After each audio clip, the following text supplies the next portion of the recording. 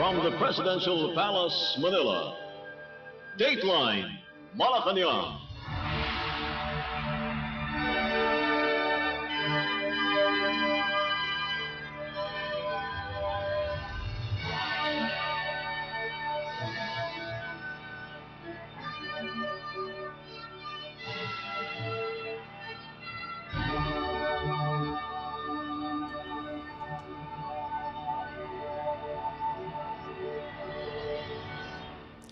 Good day, this is Dateline Malacañang, and here are the news.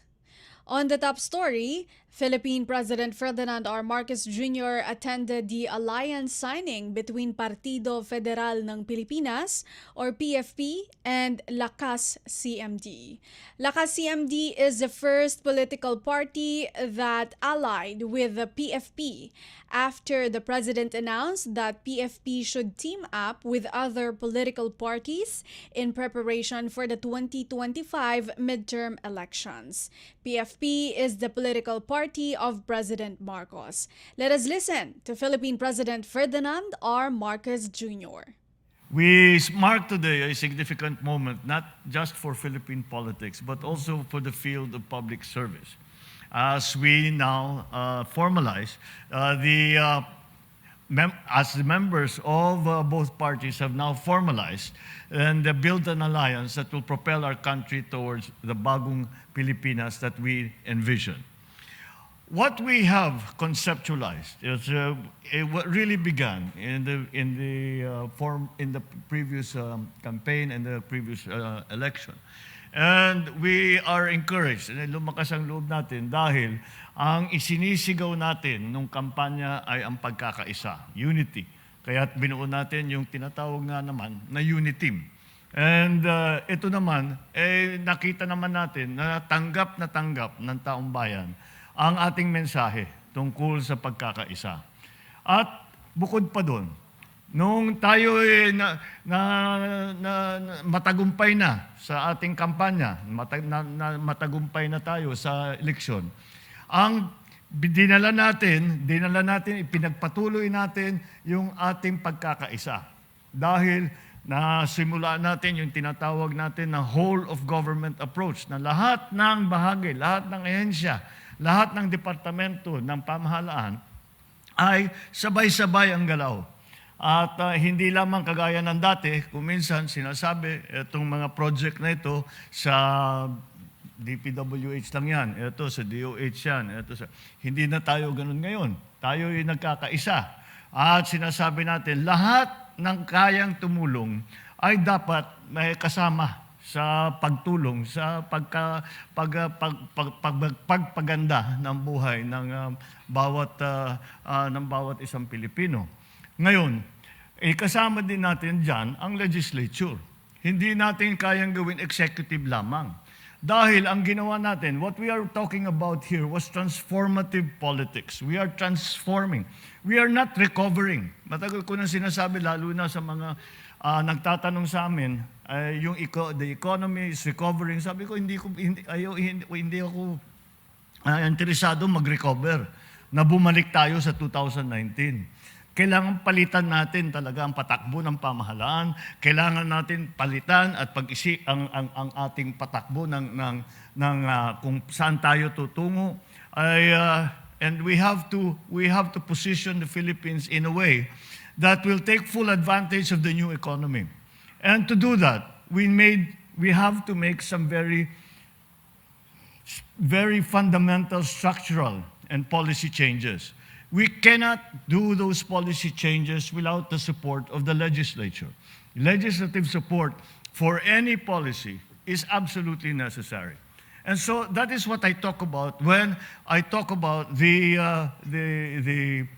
all-of-government approach, where it's no longer just the executive who is expected to implement programs or to be part of the economic progress, part of the development of the country. But we also need the legislative support that will allow us to execute these policy changes that we are seeing right now. At kaya naman, malakas ang loob natin na balik-balikan ang ating konsepto ng pagkakaisa. Dahil siguro naman ay nakita natin sa nakaraang magiging 2 taon na, sa nakaraang 2 taon, ay nakita natin na yung pagkakaisa na binuo natin bago pa nung kampanya, nung nakaraan, bago pa nung kampanya hanggang sa eleksyon. At pag tayo nung tayo umupo na, ay nagkakaisa pa rin tayo, ay marami tayong nagagawa. Marami tayong maipakita na pagbabago, marami tayong natutulungan ng mga Pilipino, at papunta na nga tayo sa ating pinapangarap na tinatawag nating bagong Pilipinas. Simpleng-simple lang yan.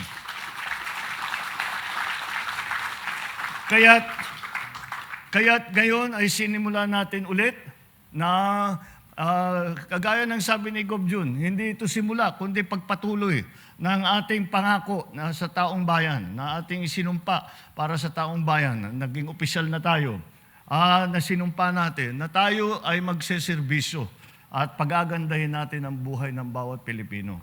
At sa aking palagay, ang pagkakaisa, the unity that we have demonstrated and manifested over the last 2 years, and during, as I said, even before in the campaign and during the election, has borne fruit. Not for us as politicians, not for us. That's not the point. Hindi para sumikat tayo, para lumakas ang partido natin. Kung hindi, ay yung pagkakaisa na yan, ang dahilan kung bakit mahalaga para sa atin yan, ay dahil marami tayong nagagawa. Marami tayong Pilipinong natutulungan, marami tayong pwedeng baguhin. Kung hindi tayo nagkakaisa, nauubos ang oras natin sa debate, sa nagkokontra-kontra sa isa't isa. Ngayon, na nagkakaintindihan tayo, na maganda naman ang plano natin, maganda naman ang ating ginagawa, wala naman tayong, siguro naman, nakikinig naman tayo sa taong bayan, at yun ang pinakamahalaga. At sa ating pagkinig sa ating mga kababayan, yung kanilang pangangailangan ay nabibigyan natin, natutugunan natin, nabibigyan natin ng tulong. And that is why unity is very important. And so, as we approach this political cycle, we will be filing already in October. The election is coming next year in May. In preparation for all that, kailangan paalala natin sa ating mga sarili kung bakit natin ginagawa ito. Ginagawa natin ito dahil kailangan natin ang pagkakaisa. Kailangan natin ang pagkakaisa dahil ito ang tanging solusyon sa mga suliranin na hinaharap ng lipunan ng Pilipinas. Kaya't yan ang patuloy natin na ipaglalaban, yan ang patuloy natin ang isa sa buhay natin, yan ang patuloy na ating pangako at sumpa para tulungan ang bawat Pilipino. Ang tanong sa akin nung bago akong umupo ay, ano ang pangarap mo? Ano ang pangarap mo para sa Pilipinas? At ang sagot ko'y simpleng-simple lang. Wala nang gutom. Simple lang yan. Hindi pa tayo naabot doon. We have not yet achieved that aspiration. But if we stay united, if we look at the successes and the progress that we have made in the last 2 years, I'm confident that if we maintain that unity, for not only for election purposes, but all through the work of service that we have taken an oath to do for our people, if we continue to do that, then we will continue to be met with success. We will continue to be met with the progress that we dream of for bagong Pilipinas at ang bagong Pilipino. Kaya napakahalaga itong ating ginugunita na araw na paglagda ng ating pagkakaisa muli. At kagaya ng ating ginawa sa nakarang halalan, ay bubuhin uli natin. Hindi naman we have to formalize it because may political cycle. So bubuhin uli natin at formalize uli natin ang unity para naman pagka humaharap tayo sa ating mga kinabukasan, malalaman natin na tayo ay sabay-sabay, na nagtutulungan, tayo ay sabay-sabay, na kabalikat sa ating layunin na pagandahin ang Pilipinas, pagandahin ang buhay ng bawat Pilipino. Maraming salamat sa inyo. Magandang tanghali. Philippine President Ferdinand R. Marcos Jr. Dateline Malacañang. Philippine President Ferdinand R. Marcos Jr. received the credentials of newly designated New Zealand Ambassador to the Philippines, Catherine Rosemary McIntosh, in a courtesy call in Malacañang Palace. During their meeting, the President said he is keen to see increased tourism and trade flows between the Philippines and New Zealand through the restoration of air links between the two countries. The Chief Executive is hopeful the two countries' respective regulators and carriers could discuss the matter. President Marcos said both countries should definitely encourage connectivity given the economic transformation the Philippines is trying to do, adding that the government is encouraging accessibility to smaller regional airports. The Manila airport, the President said, is basically full, so the government's thrust is to bring to international specifications the country's regional airports so that flights can go directly to places without passing through Manila anymore. McIntosh said it would be great to have direct air service from Manila to New Zealand restored, noting the volume of Philippine-bound passengers travel via Sydney, Australia. President Marcos Jr. also raised the need for the countries in the Indo-Pacific region to speak together and at the very least come to a clear understanding of their concerns and adherence to the value systems and international law.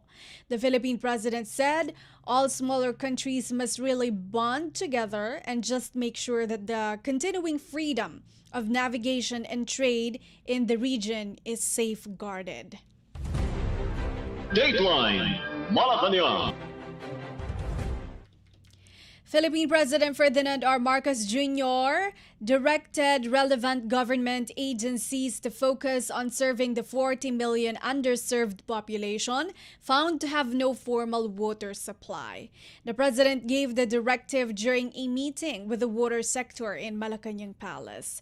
In a press briefing, Department of Environment and Natural Resources or DENR Undersecretary Carlos Primo David assured that the government has the means to fund the steps to address the water supply needs of underserved Filipinos. Undersecretary David said the underserved population consists of Filipinos who source their water from deep wells, springs, creeks, and even rainwater, most of whom reside in Mindanao, especially in Bangsamoro communities. David said a number of Filipinos that do not have access to water supply are residing in small islands, and one solution that the DENR is looking at is to construct desalination plants in the communities to turn salt water into potable drinking water. Directive of the President this morning was very clear. 40 million of our residents, now Filipinos, do not have access to a formal water supply. They still access water from springs, from creeks, some even rainwater. No? They rely on rainwater for drinking water purposes. And while we have big projects in line for large cities such as Bacolod, Cebu, Cagayan de Oro, Tarlac City, and so on, we have to focus on the 40 million unserved population. And there are a few strategies that we have in mind in order for us to provide water to these communities. By far, most of them are in Mindanao. A lot of the communities in BARM still do not have access to a formal water supply. I should also mention, and this is a statistic that I hope everyone remembers, we have roughly around 7,600 plus islands, but not many people know that 5,500 of those are small islands. And many of these small islands do have communities, mostly fisher folks, and each and every one of those do not have access to water. The islands that I refer to have an area on average around 1 square kilometer. No? So they're really tiny islands. And this is what the President wants us to focus on. Yung unang strategiya na naisip namin para sa small island barangays, at nakakasa na po yan, nagsimula na kami nitong programa na to, ay bigyan sila ng fresh water, ng tubig pang inom through the desalination process.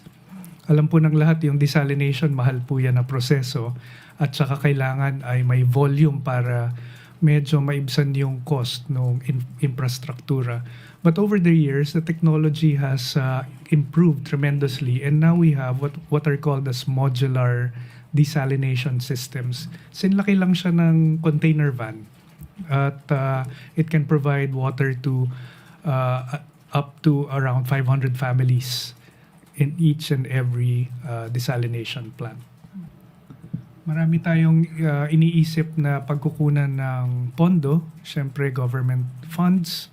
We are also looking at the possibility of soft loans from development partners and organizations. Na-bring up ko rin kay Presidente kaninang umaga kung pwede tayo mag-issue ng government bonds for water projects. And of course, PPP, no, sa pagtutulungan ng private sector. Philippine Department of Environment and Natural Resources Under Secretary Carlos Primo David. Dateline Malacañang. Philippine President Ferdinand R. Marcos Jr. has ordered the integration of all the country's flood control management projects under the Department of Public Works and Highways or DPWH. In a palace briefing, DPWH Secretary Manuel Bonoan said the President, the agency needs to manage flood control so that the water does not go directly to the sea and can be utilized for other purposes such as irrigation, water supply, and maybe even power. Secretary Bonoan said that for fiscal year 2024, the total budget of the DPWH for flood control projects for both foreign assisted and locally funded is about 300 billion Philippine peso. I presented to him all the projects that were being implemented with local funds and, of course, the foreign-assisted projects. In my briefing to him, actually, I said the President asked me that, I think we have to integrate our flood control management programs with the other sectors that so that the water that we manage in the flood control do not go to the sea directly, and to the extent possible that we have to conserve and utilize it for other purposes, like for irrigation, water supply, and power if necessary. So this is a direct instructions of the President to me that we have to integrate all these components in the particularly in the major projects, flood control projects that the department will be undertaking. So this is what we are going to do. Although there have been some flood control projects that the department has been implementing with these components, but we will of course enhance actually the formulation of the other structures that are needed for irrigation, water supply, and power, because the budget of the Department of Public Works and Highways over the years have for flood control program is increasingly tremendously, and actually for 2024, if I recall, actually the total budget of the department for flood control projects for both foreign assisted and locally funded runs to about I think more than 300 billion pesos. So I think this is a good source of what the President calls the integrated water resource management program for irrigation, water supply, and power if necessary. In Department of Public Works and Highways, Secretary Manuel Bonoan. Dateline Malacañang. Philippine Department of Budget and Management or DBM Secretary Amena Pangandaman announced that the government is set to finalize a comprehensive study on the possible salary adjustment of government workers in the first half of the year. This initiative, led by DBM and the Governance Commission for GOCC's GCG, aimed to ensure a competitive and equitable compensation package that matches the administration's commitment to a strong and future-ready civil service. In a statement, Secretary Pangandaman said the initiative led to the conduct of a compensation and benefit study in the public sector with the end in view of setting competitive, financially sustainable, and equitable compensation package for government personnel. According to Secretary Pangandaman, the current compensation and benefit study will explore various aspects of the current compensation system, including salary benefits and allowances, to determine the components that need improvement. The DBM Secretary said that by benchmarking against the private sector and considering the impacts of inflation, the government aims to establish a fair and sustainable pay structure that will improve the well-being and productivity of its employees. Pangandaman also stressed that the results of the study will serve as basis for implementing adequate amendments to the Total Compensation Framework or TCF of civilian government personnel to ensure that it is fair and timely during the salary adjustment of government workers. The results of the study will be used to replenish or improve the compensation of civilian government personnel to promote an environment that promotes social justice, integrity, efficiency, productivity, accountability, and civil service excellence while supporting fiscal prudence. Such improvements or enhancements may be in the form of salary increases, adjustments in the benefit rate and allowance, benefit rationalization, and/or fine-tuning of the government's current total compensation framework. The cost for implementing compensation adjustment will be levied from available appropriations under fiscal year 2024 general appropriations and subsequent annual allocations. Dateline Malacañang. National Economic and Development Authority or NEDA said the government has taken decisive action and prioritized measures to mitigate the effects of extreme weather challenges. This as El Nino and global disruptions exert upward pressure on food prices, and La Nina threatens to compound the strain on the country's food supply. NEDA Secretary Arsenio Balisacan responded to the recent Philippine Statistics Authority or PSA announcement that the country's inflation rate increased to 3.8% in April 2024 from 3.7% in March 2024. While this increase remains within the government's target range, it underscores the need for vigilance. April witnessed a surge in food inflation, rising to 6.3% from the previous month's 5.7%.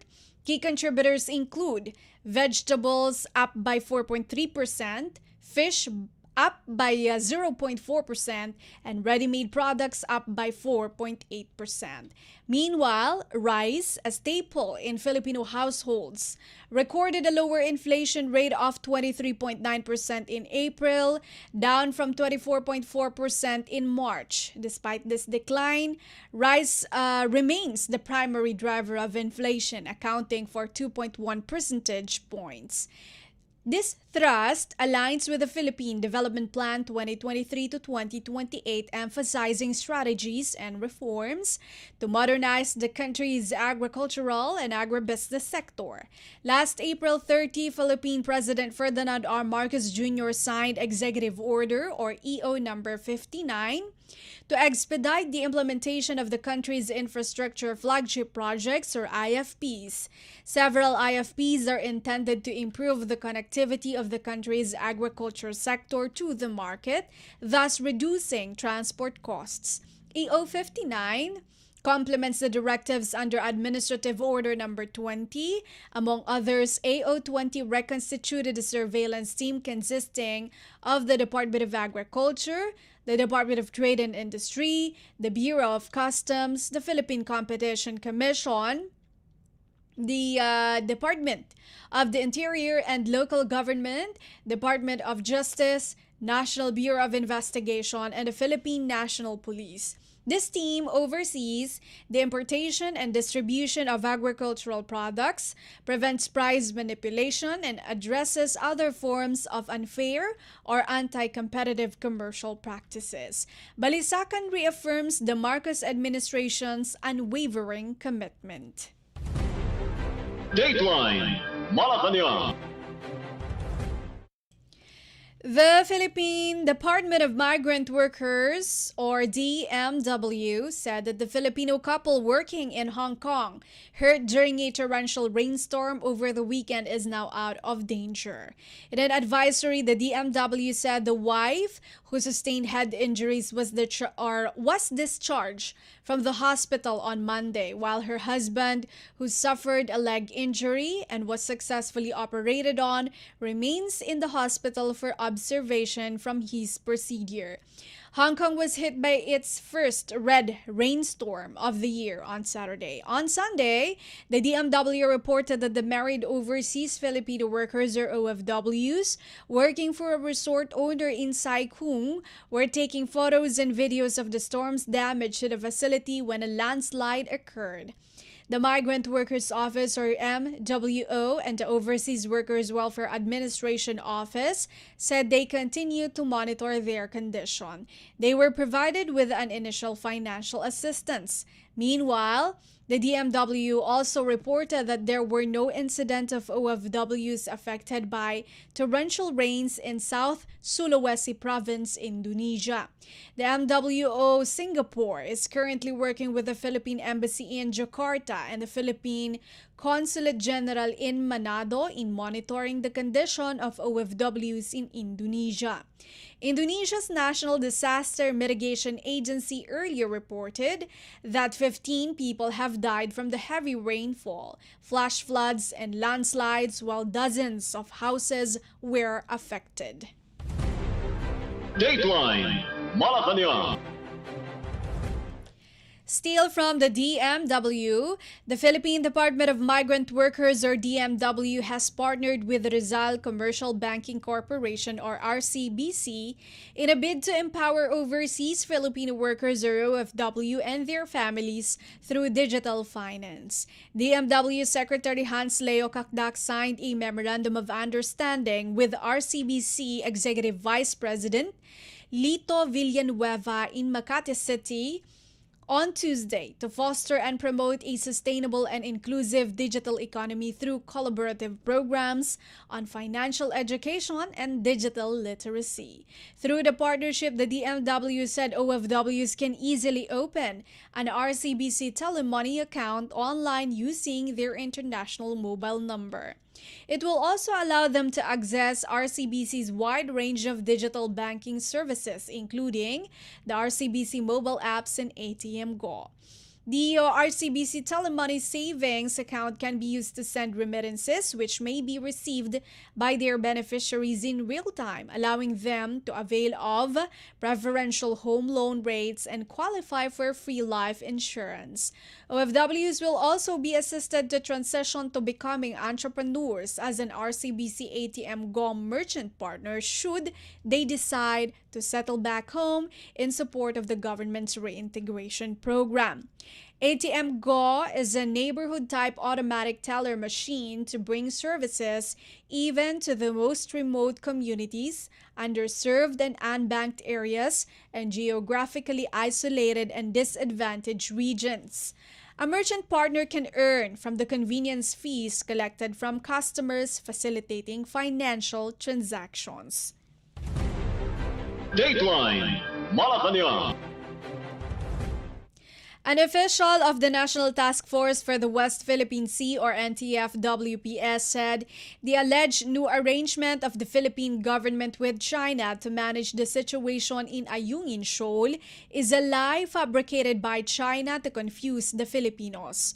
During a Bagong Pilipinas Ngayon briefing, NTF-WPS spokesperson, Philippine Coast Guard PCG, Commodore J. Tariela said the Chinese embassy in the Philippines has shown a pattern of issuing lies to cover for incidents in the WPS. He said China's claim of a gentleman's agreement in the WPS was only revealed after an incident in Ayungin Shoal, similar to how they revealed the new Ayungin proposal after an incident in the Bajo de Masinloc. The goal of such misinformation, he said, is to keep the Filipino public from believing their government, particularly the NTF-WPS and Philippine President Ferdinand R. Marcos Jr. He called on the public to carefully evaluate statements made by the Chinese embassy and to refrain from posting China's public statements on social media. On Sunday, Defense Secretary Gilberto Gibo Chodoro clarified that the Philippines is not a party to any new arrangement with China on managing the situation in Ayungin Shoal in the WPS. He noted that any insinuation that the Department of National Defense or DND is involved in a new model is a devious machination of China through their embassy in Manila, and it is curious that it comes right after their actions were condemned in the recent Squad meeting in Honolulu, Hawaii. Dateline Malacañang. In other news, Ambassador Endo Kazuya paid a courtesy call to Philippine Department of Agriculture or DA Secretary Francisco Chu Laurel to discuss agricultural relations between Japan and the Philippines.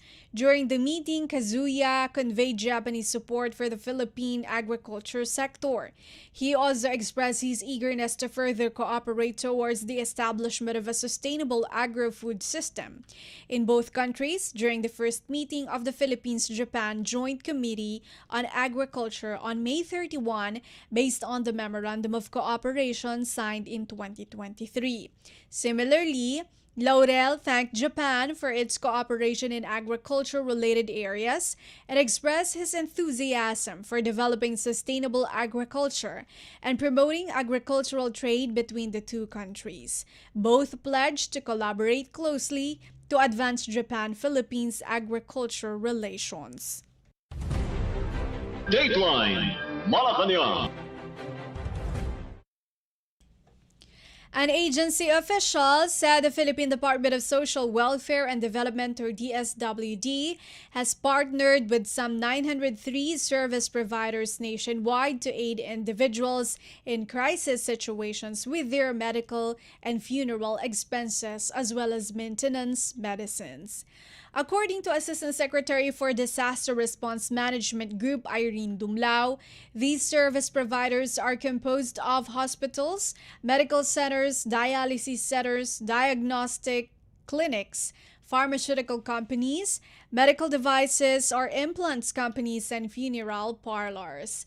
Dumlao said the DSWD signed a Memorandum of Agreement, or MOA, with these service providers to expand the services and benefits under the agency's Assistance to Individuals in Crisis Situation, or AICS program.